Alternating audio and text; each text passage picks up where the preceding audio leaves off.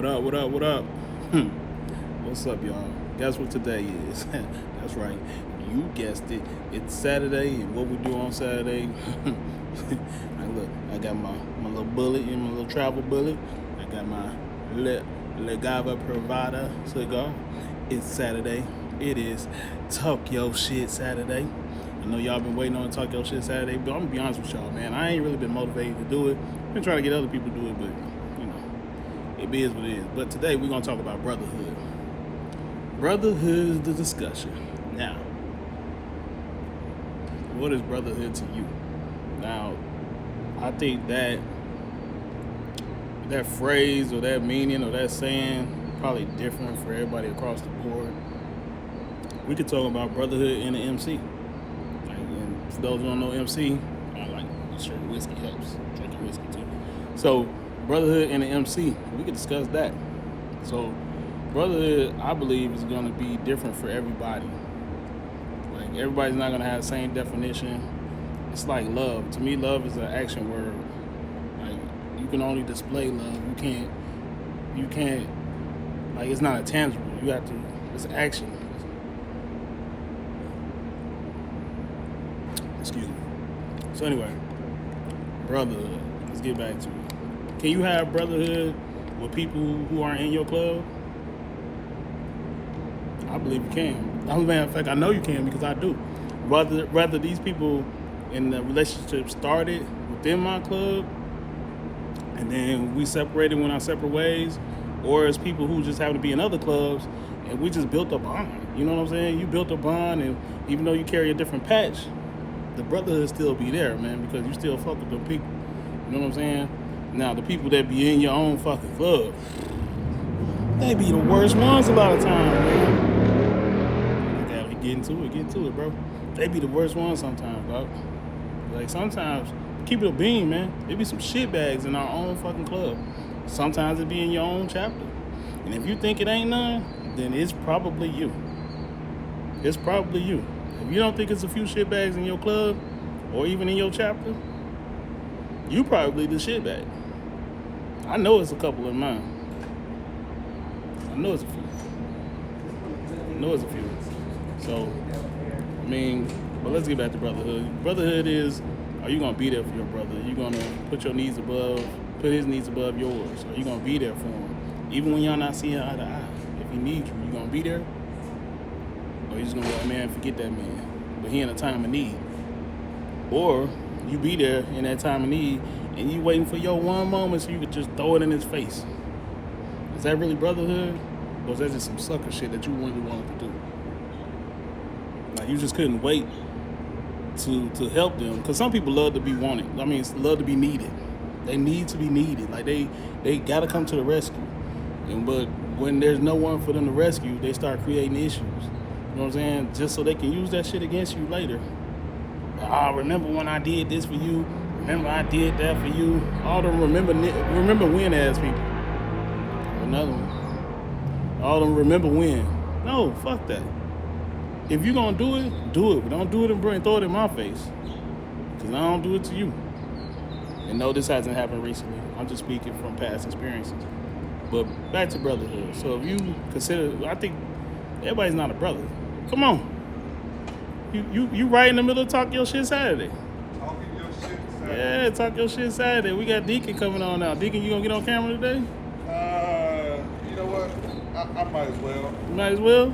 Might as well. We'll reposition there. Hold on, y'all. We got special guest appearance now. Forget my my hair. Man, ain't nobody worried about your hair. Yeah, I'm just saying. Good day. Or afternoon. Afternoon. We talking about brotherhood today. This is Bullet. You want some Bullet? I don't have nothing to pour it in for you. Yeah, I might try some here later. Okay. Brotherhood. Is it a true word or a cliche? That's what we were getting at. I said, is it an actionable word like love? Or is it just something that you just do? And what are the actions? Can you have brotherhood with somebody who's not in your club? We talking about brotherhood like in the MC. Since we on some MC shit right now, right? Brotherhood in the MC. Yeah. What does that mean? You think everybody's definition of brotherhood being in the MC is the same? No. It's not. Some people think because we wear the S's on our backs that, or we wear the same back patch. I just put it that way. There you go. We wear the same back patch. We're brothers. Rhetorically, yes, you are brothers. You're in the same club, same family, same mother, father, come from the same parents. Yes, we are brothers. But when you go down to the esoteric of it, we're members of the organization, but you may not be my brother. You think it be shitbags in some of your club? You think some of these quote unquote club brothers could be shitbags? Well, all families have shitbags. Some people, you got a black sheep in every family. You got the lean on person in every family. You got the outcast, I just like the black sheep of the family. So, but just because you go against the grain, you don't go along to get along, doesn't make you my term a shitbag. My term shitbag. But just the person that's not necessarily a good club member. Let me say that. He's not a good club member. So then I was my bad, but I was just saying right before you came out, I was just saying that if, just to give you some context, what I was saying, if there's gonna be my term shitbag in every club, and if you don't think there is, then it's probably you. That's my opinion. Okay, but I'm gonna go back to the term good brother. What does that mean? That's what we're trying to figure out here.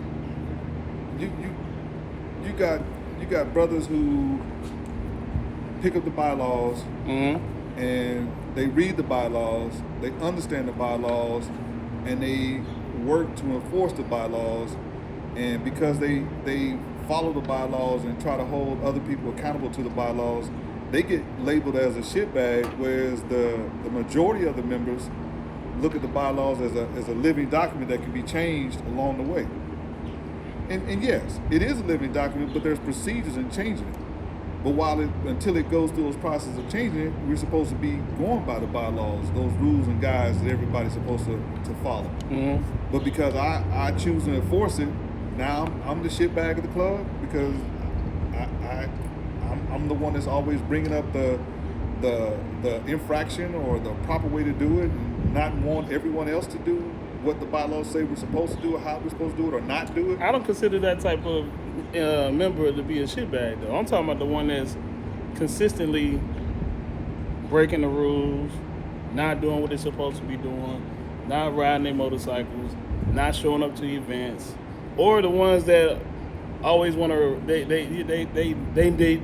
the damn. Let me get it out. They are the ones that need to be needed, and then once they're not needed anymore, they start creating situations so that they can be needed again.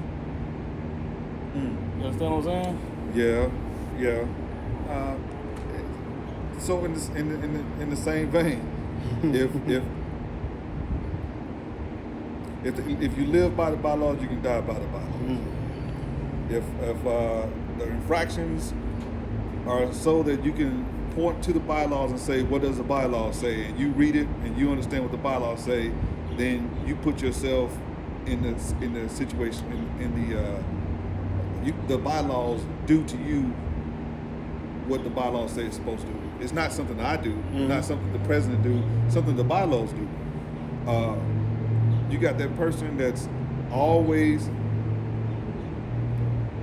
doing something, and when you hear the story, you can, and where the location where it is, you can almost pick out who that individual is. Well, the only reason why the individual is that way is because somebody didn't show them some love. And there's tough love sometimes. Sometimes you gotta sit some people down. and sitting them down is not because you don't like them, it's to get a course direction change, right? You gotta modify the behavior. And if modifying the behavior doesn't work, then again, tough love. Maybe it's time for you to say, you know what, you're not a good fit for the organization, and I love you, but you're not a good fit for the organization, and you could do who you are and do the things you do without wearing the club colors. Exactly, because your club colors does not stop your motorcycle from running. It don't stop it from starting. It don't stop from you racking up your miles or whatever it is that you do, however you enjoy your motorcycling. Putting a cut on ain't gonna stop it. Just like putting that cut on don't make you Superman. Cause you was who you was before you got here. Your club might be tough, but we know you a sucker. We know it. We know you a sucker. Your club is probably tough. There's probably some tough dudes in there. You know, they make gangsters everywhere. But if you wasn't one before you put that cut on, you ain't gonna be one when you got it on. So, moving forward, what is your definition of brotherhood? So okay, I'm gonna put you on the spot. Let me say this: would you consider me your brother? yes. Okay, why? Why? Mm-hmm. I can close my eyes and start falling on my face, and if you're there, you'll stop me from falling on my face. I can give you the keys to my house, my family, and say, take care of my family, and I can trust that you will go take care of my family. You won't try to slide in on my old lady. Mm-hmm. You won't mess with any of the material stuff that I may have laying around. Mm-hmm. You won't help yourself to anything, but you'll look after it like it was your own. Right. And then vice versa. The respect is reciprocal. Mm-hmm. If there was something that I can do to help you, and you came to me and said I need help, I'm going to help you. And if I see you need help and you don't come to me, I'm gonna say, hey, what's going on? Can I help you? And you'll do the same. You Right. know me, I know you. Do we see each other every day? Do we talk to each other every day? No. Have I gained an amount of trust that I feel that I can allow you into my inner circle? When I say my inner circle, you can sleep in my house, Mm-hmm. and I not be there, Mm-hmm. and I don't have a worry or a care that something funny is gonna happen. I can't say that with all my club members. I cannot. So then they just club members. They're club members. No, they're club brothers because we're from the same family. We're in the same family. So you're a club brother. Blood brother. So you're a club brother regardless, but okay, I got you. There's ties that bind. I got you. So my club brothers, the bylaws bind us together. My club brothers. Mm. But my brother, Mm-hmm. that we wear the same patch. Mm-hmm. There's a deeper layer to it that's different that I can say is my brother, whether we wear the same patch or not. You could be a member of another club, and if it was you, I'd have the same respect, trust, and admiration for you and all your endeavors. And then if I see you down, I'm gonna help you. Right. Regardless. If you call me in the middle of the night, you call me at any time of the day or night, I'll be there. That's me, and I feel like that you would be the same. And I'm saying that I do it because I think you do it for me. You do it because you do it. That's just Who you are. That's who you are. That's Right. what you do. So that's brotherhood. I see, I'm about to put myself on the spot. There was a time Okay, there you go. Allegedly. I have a blood brother that I could not trust around any of the females that I dealt with prior to me being married and getting grown. Mm-hmm. Because my own brother slid in. I went to work, he slid in. You dirty bastard. And at the time, I was mad at him. I got mad at her because she allowed it, but Right. but there still was a piece of untrust Mm-hmm. that I had for him. Right. So Yeah, you can get out this game right here. yeah. So he was my brother. He's my blood brother. Right. You are. I've been in a position where I was going to take a bullet, or I delivered some bullets for that same brother. Mm-hmm. Even after that, because that's Out of my the- brother. out of the love. Out of the love for my brother. Right. My mother's son.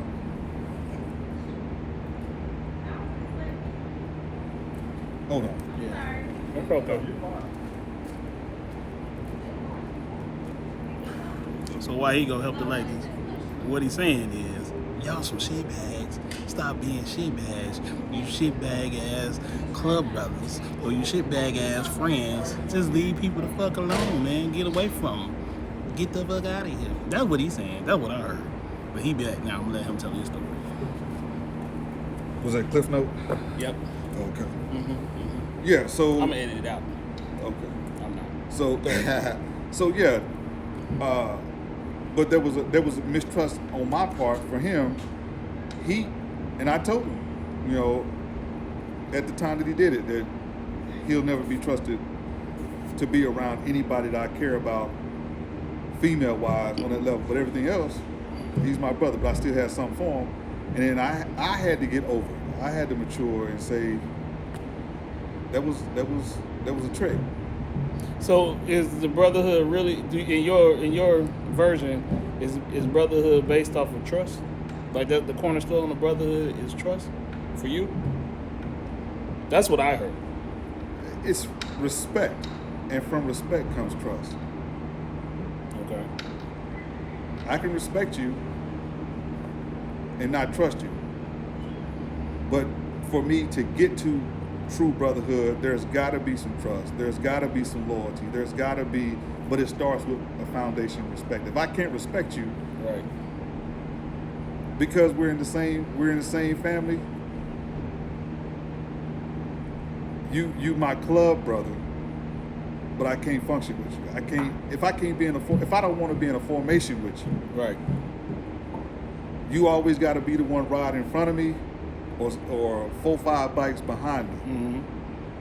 Then you because the virtue of us being in the same family, we ride in formation together. But if I had my choice, you be in front of me and I'll be somewhere behind you, right, so that way you do what you got to do, and I can protect me and my back, right, because I can't expect you to protect me. You protect me because of the lack of trust and respect. and respect. Exactly. All right. So brotherhood. We're gonna go from brotherhood. Is there anything else you want to share? Anything else, motorcycle wise? How about communication?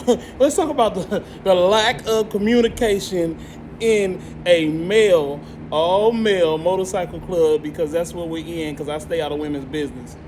So we'll talk about that. So communication. let's understand. Do you really communicate, or are we just walking around grunting at each other, expecting to know what the hell the other man's thinking?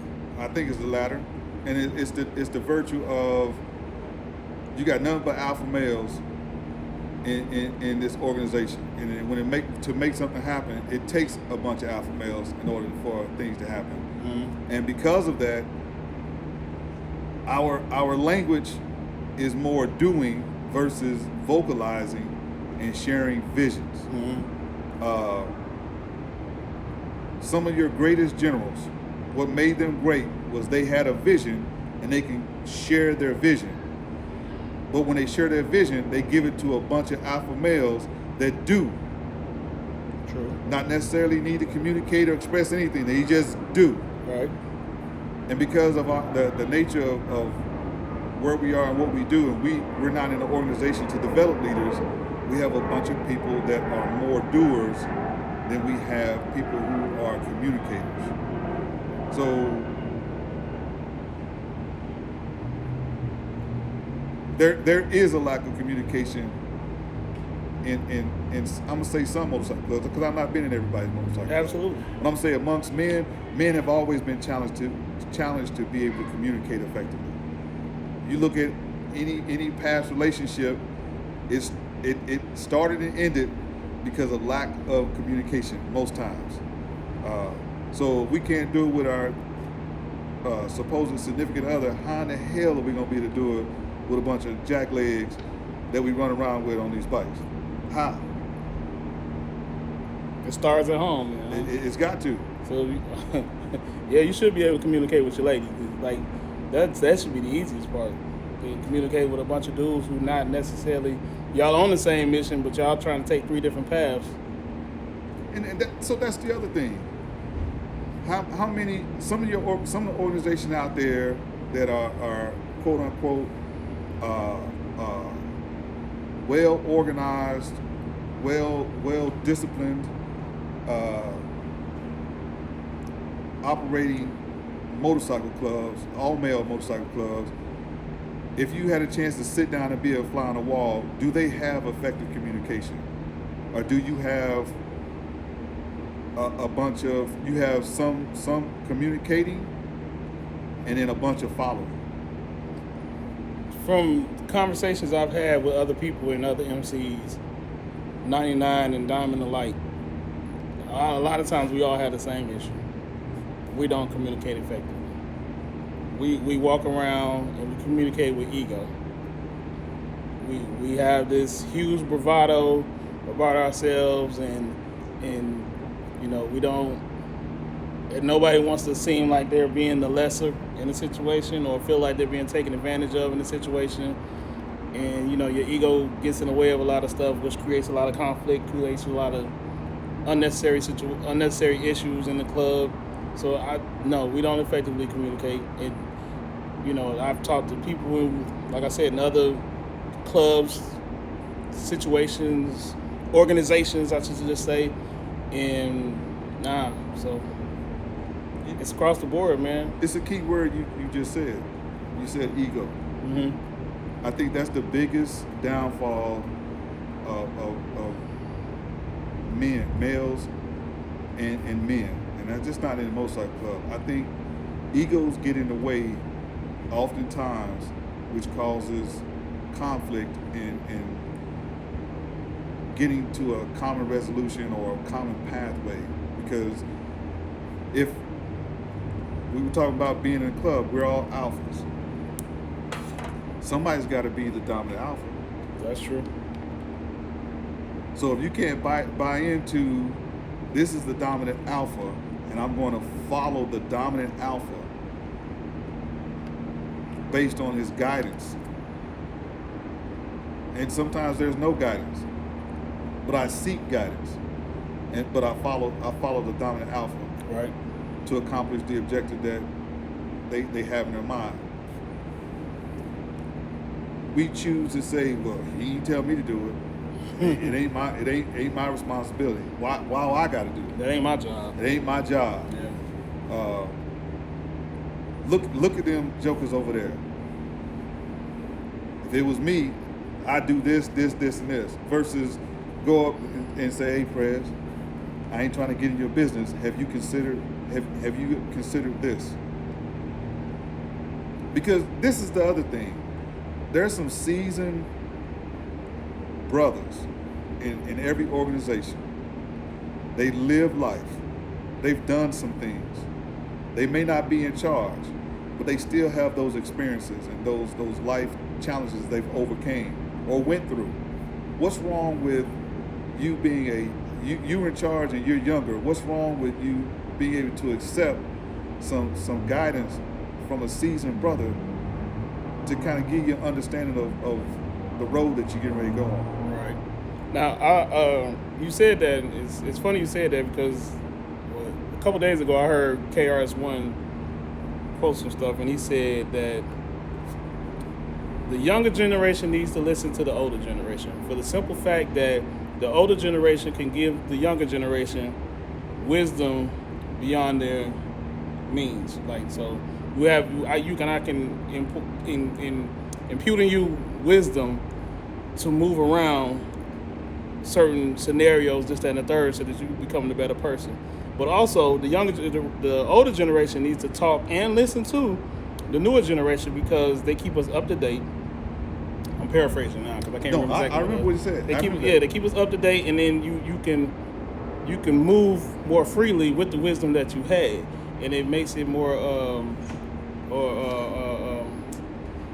what's the word I'm looking for?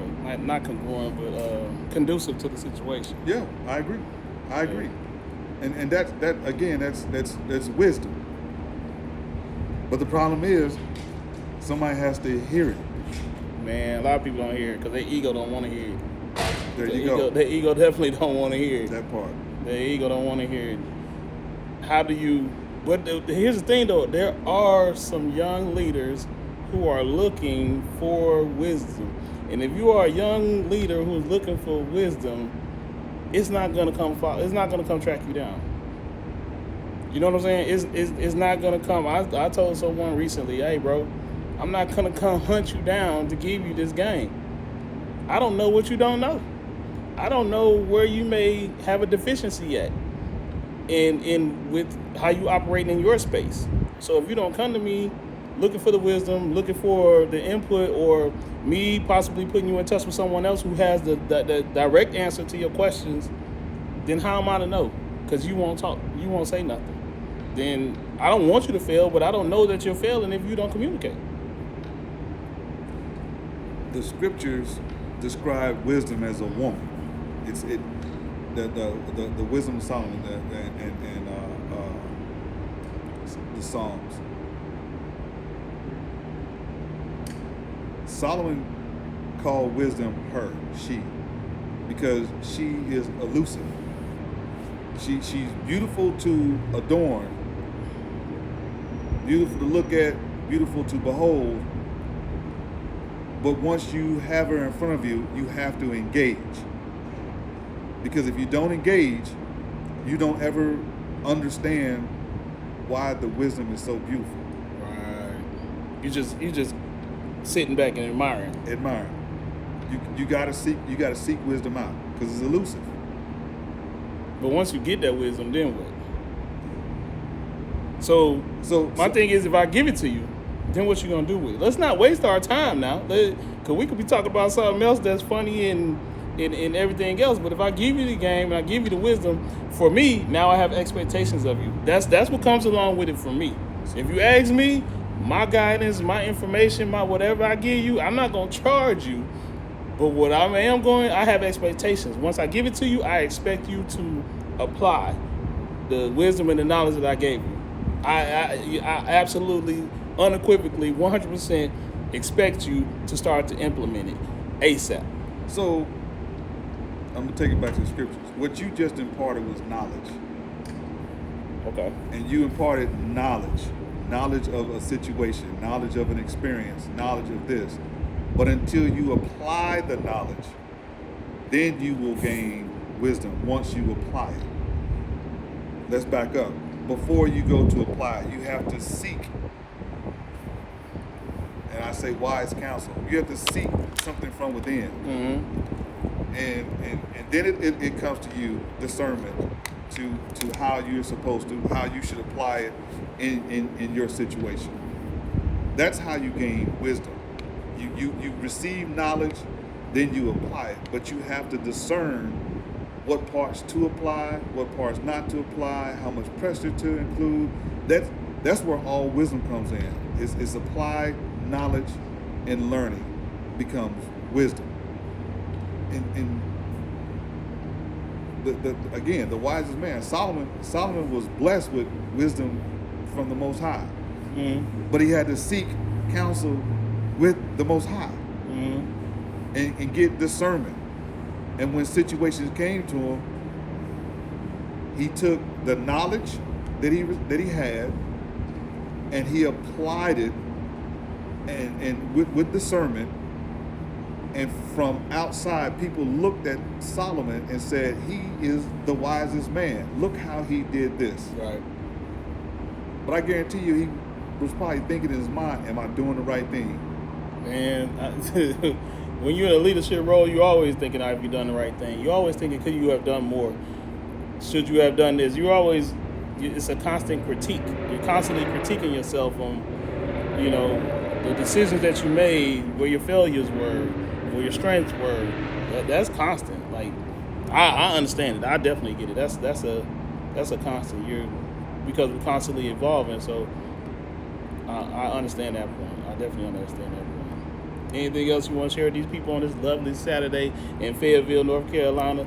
And I'm about to post this. So it's 4:30 now. Hopefully this will be up by 7 tonight. And the three people that watch it, and one of them already here. So the two other people that watch it would have seen it by now. Anything else you want to impart with the people? Because they be saying, "Oh, you ain't doing enough talk your shit Saturdays." If you ride your motorcycle and go and meet other people on your motorcycle that you have in common with, and fellowship and break bread, they'll do the same for you. The lesson that I learned from one of the members here is they were the only ones that did a lot of stuff on their motorcycles.